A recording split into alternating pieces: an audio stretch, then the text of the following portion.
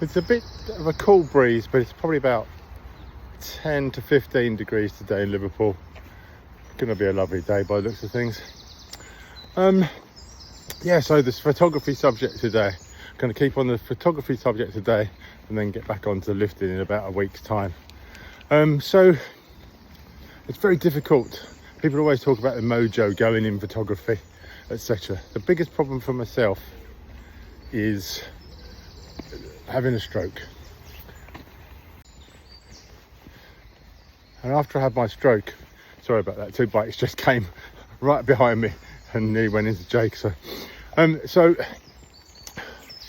yeah, the biggest problem with my photography was my stroke. And like they say, after a stroke you lose some things, you don't know what they are. And I was concentrating so much on sorting my health out that and I couldn't even use a camera, let's be honest. First of all, after I had my stroke, I couldn't really use a camera, couldn't use my phone. I had to learn all this stuff again. And then going out on the street, I'm not saying I lost confidence in street photography, but I lost possibly a bit of the passion, and I also found it extremely difficult to capture what I wanted to capture the way I used to, because I just wasn't fast enough. And I used to be able to run around with a camera, capture what I wanted, go home and find 2 or 3 or 5 that worked really well for me, and then just bin the rest. And that's the way I worked.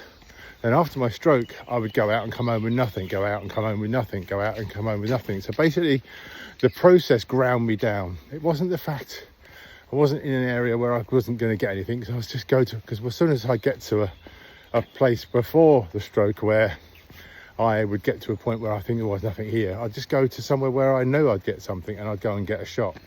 The problem is, once you go out and fail, go out and fail, go out and fail, I'll always go back to it, but the constant knockbacks and constant failures of getting not what you want takes its toll.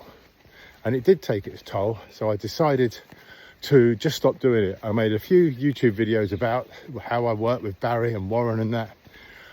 And then after that, I realised without making those videos, I didn't have a purpose to go out and take those photographs, because stopping working with Fujifilm and all the other things I stopped doing at the time, retiring, I used to go out mainly to shoot for me, but also I shot for clients, so that I could shoot for Fujifilm, I could shoot for myself, I shoot for AP magazine, shoot for all the people that wanted street photography stuff and stories, etc. And then once I wasn't able to do that how I wanted, it started getting really, really difficult. So it will come back, the passion will come back, and also the need